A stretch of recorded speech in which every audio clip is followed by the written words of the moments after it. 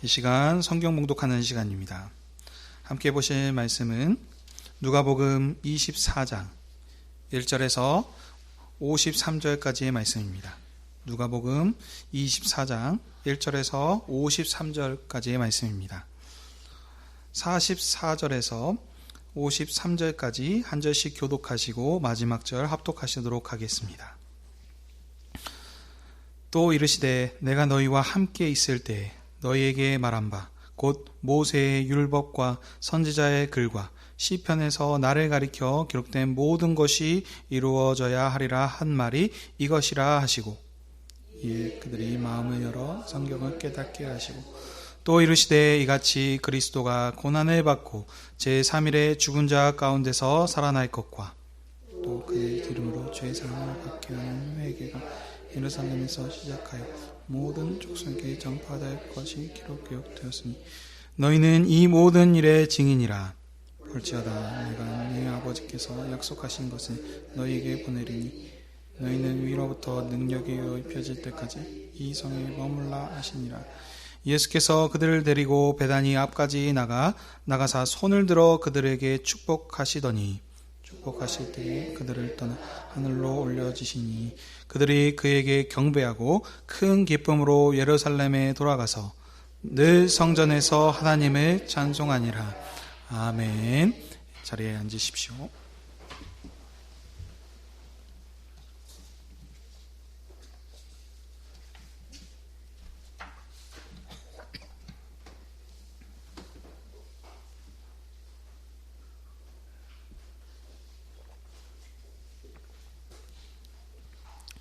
기도하겠습니다. 하나님 아버지, 오늘도 주님의 교회를 아버지 앞으로 부르셔서 주님의 말씀을 듣게 하시니 감사드립니다. 아버지의 영광과 주님의 교회를 위해 주의 성령께서 말씀 전하는 자에게 진리의 말씀을 풍성히 허락해 주시사 언약의 신실한 하나님을 선포케 하여 주시옵소서. 성도님들에게도 말씀에 집중케 하여 주시사 선포되는 말씀을 통해 하나님을 향한 우리의 믿음을 새롭게 함으로 부활의 증인으로 담대히 살게 해 주시옵소서.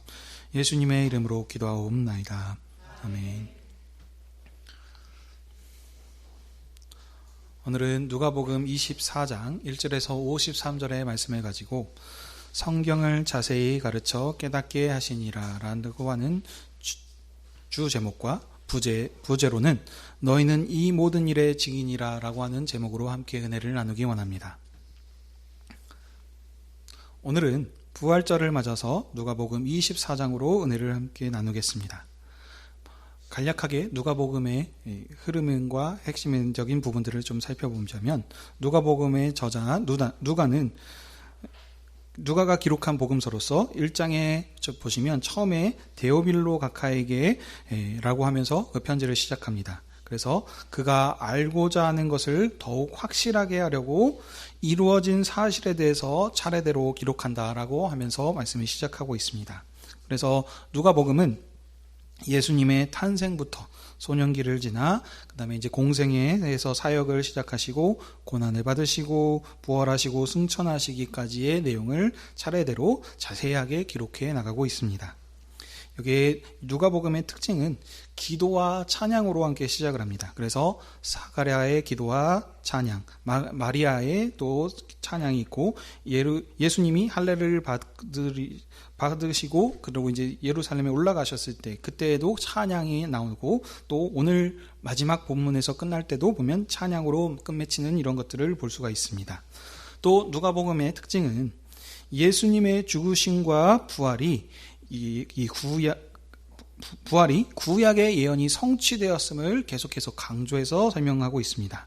그래서 그 사복음서에서도 다양하게 예수님에 대해서 증언을 하는데 이 특별히 누가복음은 그 하나님 나라에 대해서 설명을 할 때 가난한 자에게 자유하는 복음을, 눈먼 자에게 다시 보게 함을, 포로된 자에게 자유를, 그리고 압제받는 자에게 자유를 주는 이런 그 복음으로서 희년의 복음이라고 하는 특징을 가지고 있습니다. 희년은 원상복귀가 되는 것을 뜻하죠. 그래서 그 기업을 주시고 그것을 회복함을 통해서 기뻐하는 그런 복음의 특징을 가지고 있습니다. 그래서 죄의 권세로부터, 사단의 권세로부터 해방하게 하는 이 복음으로 이렇게 누가복음은 설명을 하고 있습니다. 자, 이런 흐름 가운데서 오늘 이제 누가복음 24장 마지막 부분이죠. 이 부분은 예수님께서 부활하셔서 여인들과 지자들과 자기를 나타내시는 이런 것입니다. 그래서 그 자기를 나타내시면서 성경을 풀어서 모세와 선지자들의 말이 자신이 증언하였던 것을 깨닫게 하셨습니다. 그리고 그들과 함께 식사를 하시면서 부활하신 모습을 친히 보이셔서 그들을 믿게 하시고 믿음을 더하시게 하는 그런 내용입니다. 그리고 마지막으로 제자들을 축복하시고 하늘로 승천하시는 내용의 흐름으로 되어 있습니다. 이런 흐름에서 이제 오늘 본문 말씀을 자세히 살펴보도록 하겠습니다. 24장 1절입니다. 예수님께서 부활하신 날은 언제냐면 안식 후 첫날, 곧 주일에 예수님께서 부활하셨습니다. 이 예수님께서 살아나셨다는 것을 처음으로 알게 되고 여기서 증언하는 사람들은 바로 여인들입니다. 이 여인들은 어떤 사람이냐면 이제 23장 마지막 부분에 연결이 됐는데요. 갈릴리로부터 예루살렘까지 예수님께서 십자가에 처형될 때 그 모든 것들을 다 멀리 서서 지켜봤던 사람들이었고, 예수님의 시체를 아리마대 사람 요셉이 돌 무덤에 장사했던 것을 지켜봤던 사람들입니다. 이 예수님께서 또 돌아가셨던 그 날을 이제 보시면 십자가에서 죽으셨던 그 날은 금요일입니다. 그래서 보통 성금요일이라고 하죠. 근데 그 다음 날이 토요일입니다. 이 토요일은 구약의 안식일로서 거룩한 날입니다. 그래서 이 안식일이 거의 다 될 때쯤에 예수님께서 이제 돌아가십니다. 이스라엘의 이 유대인들의 날 개념은 저녁부터 시작이 됩니다. 그렇기 때문에 금요일 날 마지막 그 저녁 때쯤 돌아가셨기 때문에 곧 있으면 바로 이제 이 안식일이 가까웠게 됩니다. 근데 이 안식일에는 여러분도 아시다시피 유대인들은 일을 할 수가 없죠. 거룩한 날이기 때문에 부정한 일들을 행해서는 안 됩니다. 근데 이 시체를 만진다는 것은 부정하게 되기 때문에 이 일들을 할 수가 없습니다. 그렇기 때문에 예수님을 서둘러서 묻어야 했습니다. 그래서 이 아리마대 사람 요셉이 돌무덤에 임시로 이렇게 하는 것들을 이제 본 것이죠. 그래서 예수님의 장례가 급하게 하다 보니까 제대로 잘 치러지지 못했습니다. 그래서 이제 여인들이 예수님의 장례를 이제 제대로 잘 치르기 위해서 안식 후 첫날 새벽에 일찍이 일어나서 향품을 가지고 예수님이 묻힌 무덤으로 갔습니다. 근데 거기 가 보니까 무덤을 막고 있는 돌들이 다 옮겨져 있는 것입니다. 그리고 그래서 안에 이제 들어가 보니까 예수님의 또 시체가 안 보입니다. 예수님의 시체가 안 보여서 이제 여인들이 근심을 하고 있을 때에 찬란한 옷을 입은 두 사람이 곁에 섰습니다. 이 두 사람은 이제 여러분들도 아시다시피 이제 천사들을 이렇게 표현하고 있죠. 그래서 5절에 천사들이 말합니다. 어찌하여 살아있는 자를 죽은 자 가운데서 찾느냐 하시면서 그렇게 하고는 예수님께서 여기 계시지 않고 살아나셨느니라 라고 하시는데, 살아났다는 것을 여기서도 두 번 강조해서 말합니다. 확실하다는 뜻이죠. 그래서 그리고 나서 이 여인들에게 책망을 하시면서 얘기하는 것이, 이전에 예수님께서 하신 말씀을 기억해라, 그 말씀을 한번 상기해봐라 라고 합니다. 예수님께서 갈릴리에 계셨을 때 너희들에게 뭐라고 말씀하셨냐?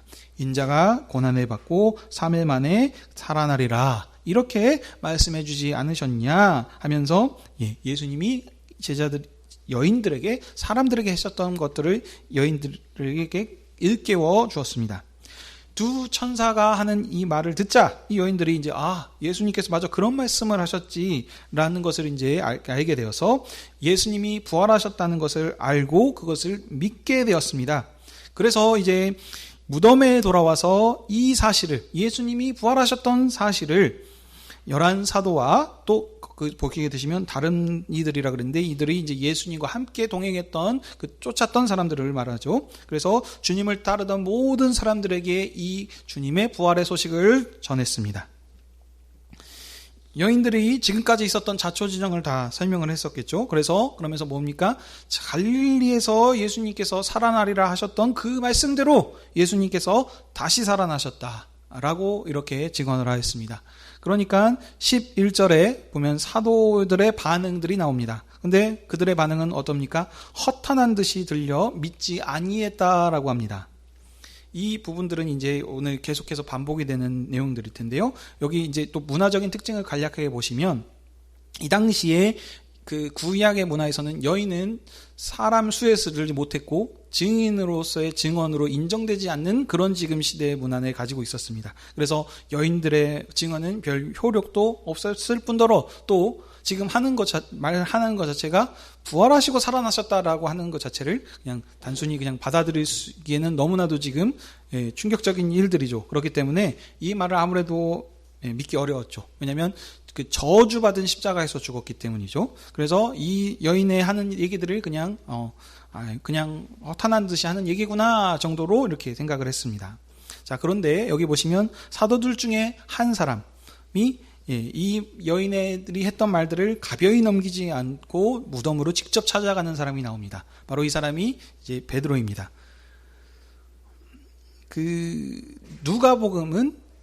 누가가 기록을 했는데 누가복음은 사도행전과 연결이 됩니다. 그래서 이 사도행전과의 그 연관성을 가지고 이 사도들의 이제 강조성을 하기 때문에 이 대표자인 베드로를 또 높이고 강조하는 부분들이 지금 내용들이 있습니다. 자, 그런데 보시면 이제 이 베드로가 여자들이 한 말을 듣고 무덤에 직접 가보았는데 그 말 그대로 예수님의 시체가 보이지 않고 예수님을 감싸 놓았던 세마포만 놓여 있는 것을 봅니다. 이것을 보고 이제 보통 같으면 정말 예수님이 살아나셨나 보다 라고 어떻게 생각을 할 수 있을 터인데 그렇게 생각하지 않고 오늘 여기 반응을 보면 기이하고 놀랄 일이다 정도로 생각하고 그냥 집으로 돌아가는 모습을 보입니다. 이 부분들 지금은 의도적으로 저자가 이렇게 기록을 하고 있는 것을 뒤에 가서 이제 정리해서 볼 수 있습니다. 여튼 여기에서도 아직 베드로 사도도 예수님께서 살아나셨다는 것을 어떻게 보면 믿지 못하고 있는 것입니다. 그리고 나서 이제 13절부터 24절에서는 엠마오로 내려가는 두 제자에 대한 내용들이 나옵니다. 장면이 바뀌면서 13절에 이제 여인들이 했었던 소문들을 지금 11 제자들 말고도 함께 있었던 모든 사람들에게 얘기를 했었기 때문에 이 말들을 다 들었었겠죠. 그 말을 들었던 두 사람이 있었습니다. 이 사람이 이제 예루살렘에서 엠마오라고 하는 곳으로 이제 가고 있었습니다. 그러면서 이제 가면서 이런저런 이야기들을 주고받으면서 당연히 대화를 하면서 갔겠죠. 근데 그들이 지금 하고 있었던 그 중요 내용들이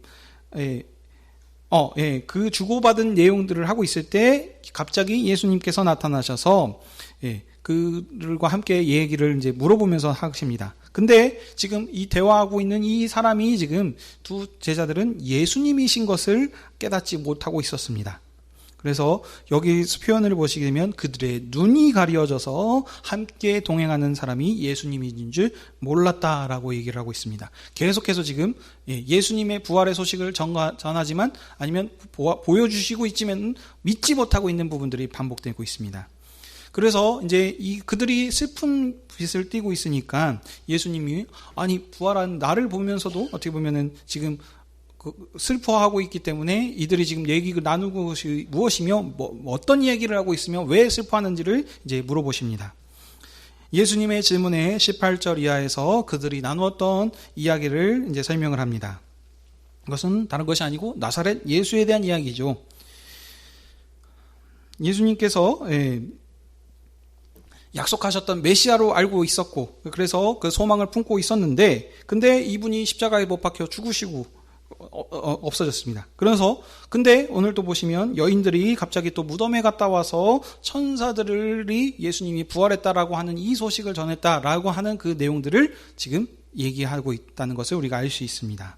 자, 이런 내용들을 예수님께서 들으시고 반응을 나오고 있으십니다. 이 제자들에게 어떻게 반응을 하시냐? 그들을 책망을 하십니다. 천사들이 여인들을 책망한 것처럼 이번에는 예수님께서 제자들을 책망을 하십니다.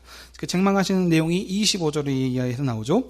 미련하다. 왜 미련하느냐? 선지자들이 말했던 그 모든 것들을 마음에 더디 믿는 자들이다. 이렇게 하시면서 왜 그 선지자들이 했던 것들을 믿지 못하느냐 하면 어떻게 보면 그들의 불신앙을 지금 책망을 하시는 것입니다.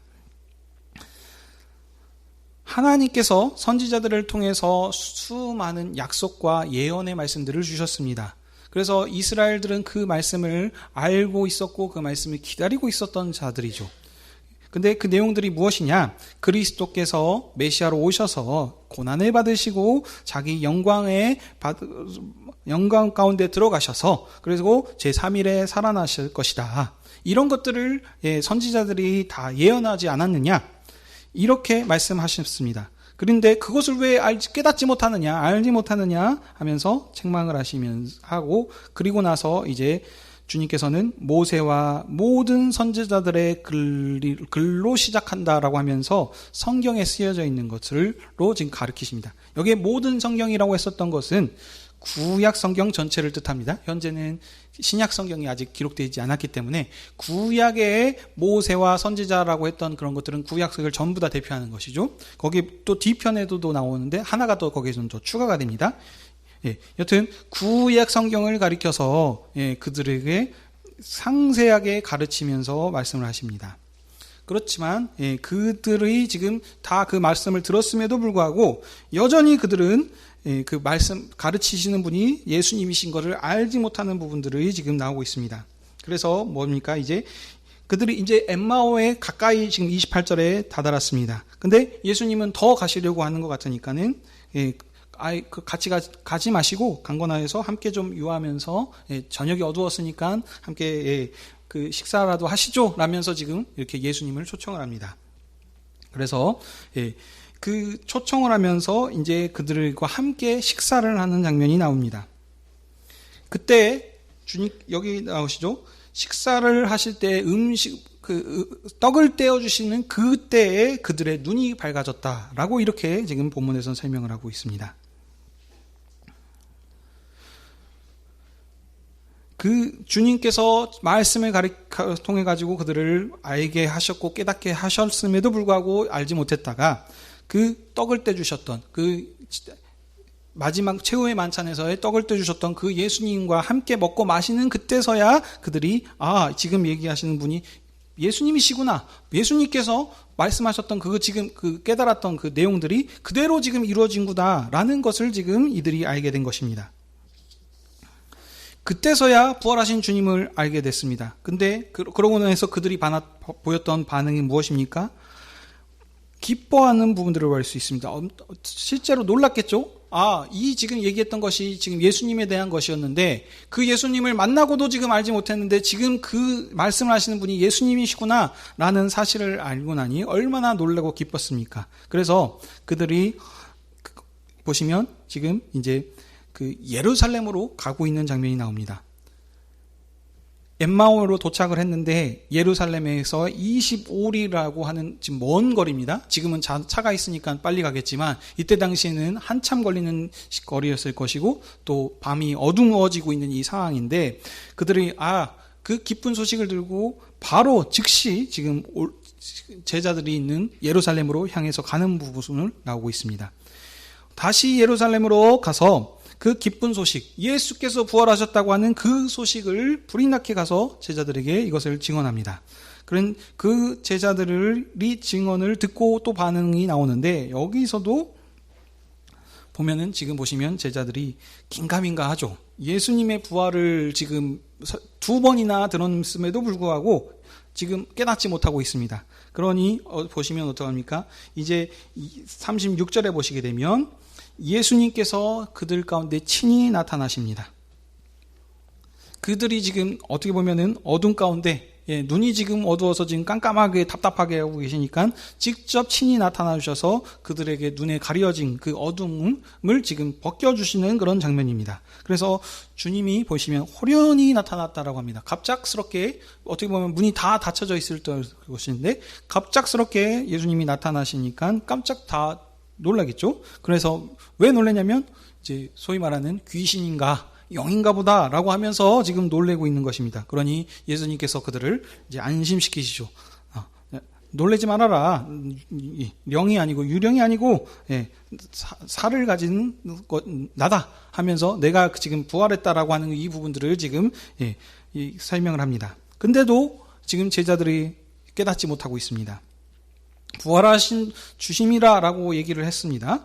그럼에도 불구하고 그러니까 한편으로는 기쁘면서도 아직도 지금 좀 의심하고 있는 부분들이 남아 있습니다.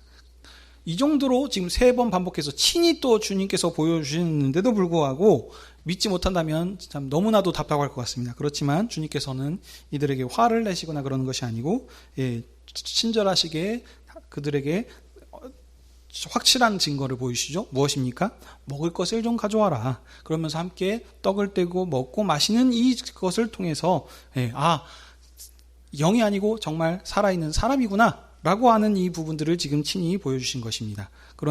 그래서 부활하신 예수님이 부활하셨다고 하는 것을 친히 몸소 제자들에게 지금 보여주셨습니다.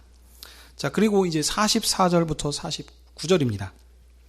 그러면서 제자들과 함께 하시면서 이르시되 말씀하시죠. 내가 너희에게 함께 있을 때에 너희에게 말한 바 하시면서 여기서 뭐라 그럽니까? 이번엔 모세의 율법과 선지자의 글과 한 가지 더 더해서 시편까지 하나 더 더해주죠. 추가되면서 점점점 확장되고 지금 모든 지금 구약 성경을 지금 가리킨다라는 것을 얘기하고 있습니다. 자, 이 모든 것들이 누구를 가리키냐? 메시아에 대해서 얘기하는 것인데 이 메시아가 바로 나를 가리켜서 얘기한 것이다. 이것이 이루어지리라 하리라 한 말이 지금 다 이루어졌다. 이렇게 지금 설명을 하고 계시는 것입니다. 그러면서 구약 성경을 전체를 다 펼치시면서 자세하게 확실하게 그들에게 풀어서 설명을 하십니다. 그래서 45절에 보시면 뭡니까? 그들의 마음을 열게 하셔서 눈을 가리었던 그 눈을 열게 해주셔서 성경을 깨닫게 하십니다.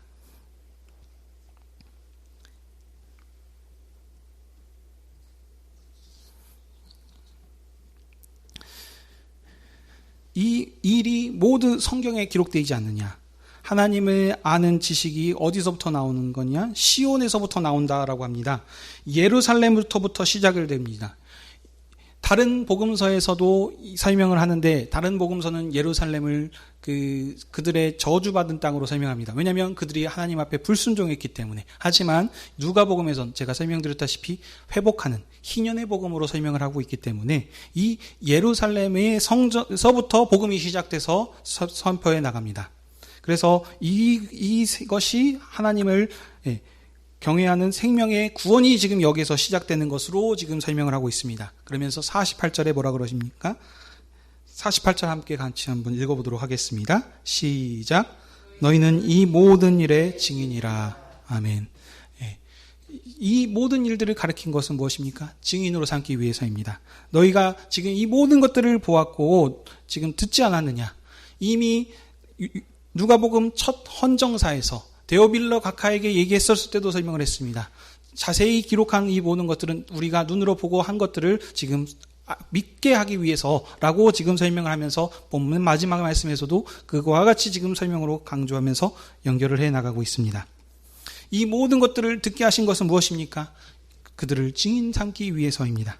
그래서 그들은 어떤 일들입니까? 하나님께서 그리스도 안에서 행하신 모든 일입니다. 하나님 나라의 일들, 예루살렘으로부터 천하 만민을 하나님께로 돌이키는, 그래서 그들을 용서하시고 그들을 회복시키시는, 그래서 하나님 나라를 이루시는 그 복음을 지금 깨닫게 하시고 그들로 증인 삼으셨다는 것입니다.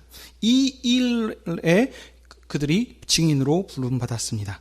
그러면서 또 뒤에 더하십니다. 그렇지만 지금은 아직 때가 아니다. 지금 너희들을 증인으로 불렀지만 이 증인이 아직 감당할 수가 없다. 왜냐하면 아버지께서 약속하신 성령, 이 성령님께서 내가 승천하고 나면 뒤에 오실 건데 그 성령이 밖에 난 뒤에부터 그 일들을 하게 될 것이다 라고 그렇게 지금 약속의 말씀을 하고 있으십니다. 여기 이 능력 있게 일들을 하게 하실 것이다 라고 했는데 여기서 이 능력은 그냥 뭐 깜짝 놀라게 하는 어떤 마술적인 능력이 그런 것이 아닙니다. 무엇입니까? 이 어떠한 고난과 역경 가운데서도 지금 예수님께서 함께 하시고 그 부활의 복음을 이루어 가시는 그 하나님의 능력을 너희들이 알고 깨닫게 해 주시겠다. 그러므로 이 지금 능력을 뜻하는 것입니다. 그래서 주님께서는 이 말씀을 하신 뒤에 베다니에 가셔서 제자들을 축복을 하십니다. 그리고 제자들을 축복하시고 하늘로 승천해 올라가십니다. 제자들은 그리고 보시면 이제 어떡합니까? 다시 예루살렘으로 돌아옵니다. 이 예루살렘부터 복음이 선포된다 그랬고, 그리고 말씀하신 게 있죠. 그들이 예루살렘 성전에 들어와서 뭐를 하고 있었습니까? 하나님을 찬양했습니다. 하나님을 찬송. 누가복음 첫 시장에서도 기도와 찬송으로 계속해서 나옵니다. 이 복음으로 끝마침도 찬송하고 기도하는 이 자들이 의인들입니다. 그래서 이들이 예수님을 기다리면서 무엇을 했겠습니까? 약속하신 성령을 기다리고 있었겠죠. 그래서 그 성령을 받도록까지 예루살렘에서 하나님을 찬양하고 기도하면서 그렇게 있었다라고 오늘 본문 누가복음을 마치고 있습니다. 이 복음을 통해서 우리 본문에게 말씀하신 것이 무엇이 있겠습니까? 의도적으로 강조하고 있습니다. 오늘 설교 제목의 말씀과도 같죠. 성경을 자세히 가르쳐 깨닫게 하시니라. 왜 깨닫게 하십니까? 그들을 증인 삼기 위해셨습니다. 그러나 그들이 계속해서 복음의 말씀을 증언하게 하고 알게 해주셨음에도 불구하고 깨닫지 못했습니다. 하지만 그들이 언제 깨달았습니까? 약속하신 성령을 보고서, 그리고 그 주님을 직접 만나서 떡을 떼고 먹고 마심을 통해서 그들이 주님께서 친히 살아나셨구나 라는 사실을 알게 되었고, 그 복음의 증인으로서 일들을 하게 된 것은 약속하신 성령이 오신 뒤에 이 일들이 이루어졌습니다. 그래서 여기에 연결되는 복음이 사도행전이라고 얘기했습니다. 사도행전에서 어떻게 했습니까? 그들이 약속하신 성령을 기다리면서 기도하고 있었습니다. 그래서 그때 약속하신 성령이 오시자 그들이 능력을 받아서 방언을 통해서, 그래서 천하 모든 사람들이 들을 수 있는 그 방언으로 얘기를 하면서 복음을 전했습니다. 어떤 복음이요? 여기에서 오늘 본문 말하고 있는 예수 그리스도께서 어떤 분이십니까? 모세와 선지자들에게 약속됐던 그 모든 예언을 성취하러 오신 분이 이분이시다. 이분이 십자가에서 죽으시고 부활하심을 통해서 모든 언약과 약속들이 이루어졌다. 이 복음을 믿어라. 그래서 천하만민이 이제 주님께로 돌아오는, 예루살렘이 피폐해졌고 망가졌고 하나님 나라가 없어진 것 같지만 하나님께서 희년의 복음으로 낮은 자의 모습으로 오셔서 연약한 자들을 품으시고 섬기시는 이 일들을 행하셨다라고 하는 이 복음을 누가복음에서는 증언을 했을 것입니다. 여기서도 보면 낮은 자서부터 찾아오십니다. 먼저는 여인들에게 증인을 하셨고요. 사람 수에도 어떻게 들지 못하는 지극히 낮은 자로부터 하나님께서 그들을 품으셨습니다. 예수님께서는. 그리고 점점 확대해가면서 마지막에 모든 제자들에게 이것을 보이시고 있는 부분이 있습니다. 그래서 오늘 이 누가복음의 복음은 말한 것이 무엇입니까? 희년의 복음. 연약한 자를 품으시고 그 죄 가운데 매여있는 그 모든 사망 권세를 이기심으로 자유하는 복음의 백성으로 그들을 회복시키시는 분으로 예수님을 증언하고 있습니다. 이 복음이 그래서 이제 예루살렘으로부터 시작해서 사마리아와 땅끝까지 지금 퍼져서 이제 이 복음이 우리에게도 전해졌습니다. 그래서 우리가 이 복음을 듣고 오늘 이 부활주일, 주님께서 부활하신 날을 기념함으로 이 자리에 나와서 이 복음을 듣고 있습니다. 사랑하는 성도 여러분, 우리 이 복음을 듣고 우리가 오늘 이 말씀을 이제 그 제자들에게, 초대교회에게 주셨던 복음을 그들에게 믿음을 굳게 하셨다면 이제 어떻게 우리에게 적용해야 되겠습니까? 우리는 이미 성령을 받아서 함께 내주하고 있습니다. 성령께서 우리 안에 임마누엘로 함께 하셔서 우리에게 모든 것들을 깨닫게 하십니다. 이 성령께서 우리에게 예수 그리스도를 깨닫게 하시고 성경을 통해 알게 하실 것입니다. 그래서 우리에게를 왜 이것을 깨닫게 하신다 그랬습니까? 너희는 이 모든 일의 증인이라. 우리를 이제 예수 그리스도를 증언하는 증인으로 삼으셨기 때문입니다. 이 일을 그러므로 우리가 감당해야 합니다.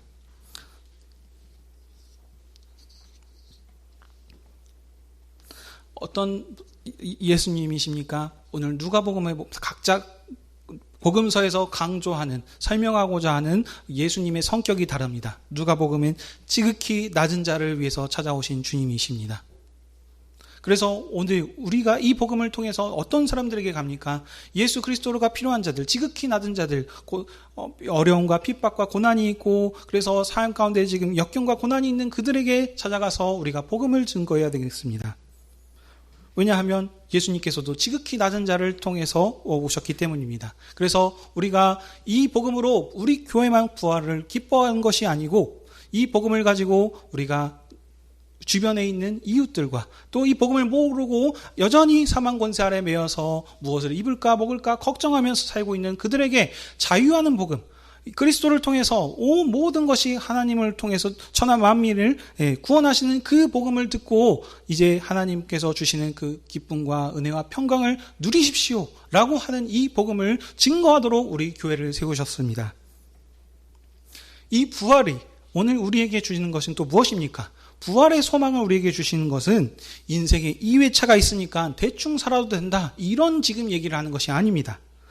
예수님께서 오늘 우리를 주님의 상으로 불러주셔서 항상 얘기하는 것이 무엇입니까? 이 떡을 주시면서 나를 먹는 자는 내가 아버지를 위해서 사는 것처럼 너희도 나를 위해서 살리라 하면서 우리의 믿음을 도와주시는 것입니다. 나를 믿는 자는 죽어도 살겠고 살아서 믿는 자는 영원히 살리라 라는 이 말씀을 통해서 죽음을 두려워하지 말고 무엇을 입을까 먹을까 그런 것으로 연연하지 말면서 그래서 숨지 말고 오직 이 말씀을 믿음으로 우리가 능력 있는 그리스도의 권세 있는 증인으로서 세상에서 담대하게 살아라고 우리에게 이 말씀을 주시는 것입니다.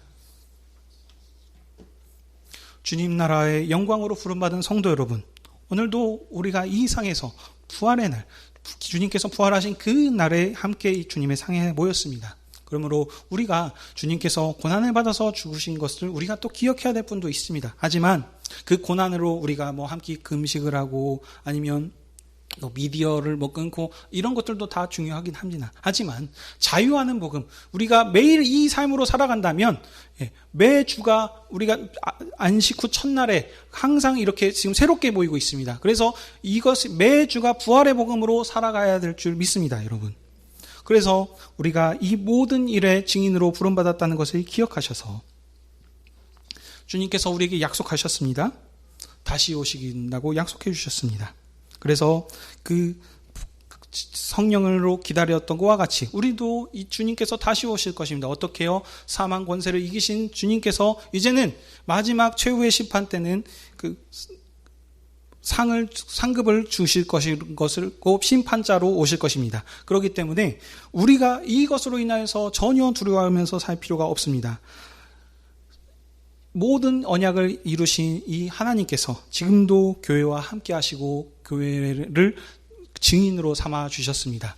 우리가 잘나서가 아닙니다. 주님께서 언약에 신실하셨기 때문에 우리를 통해서 우리 교회의 증언을 통해서 천하 만민을 주님께로 돌이키는 이 역사를 주님께서 이루실 것입니다.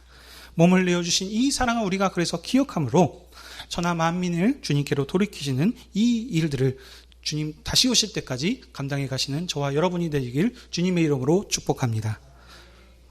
아멘. 기도하겠습니다.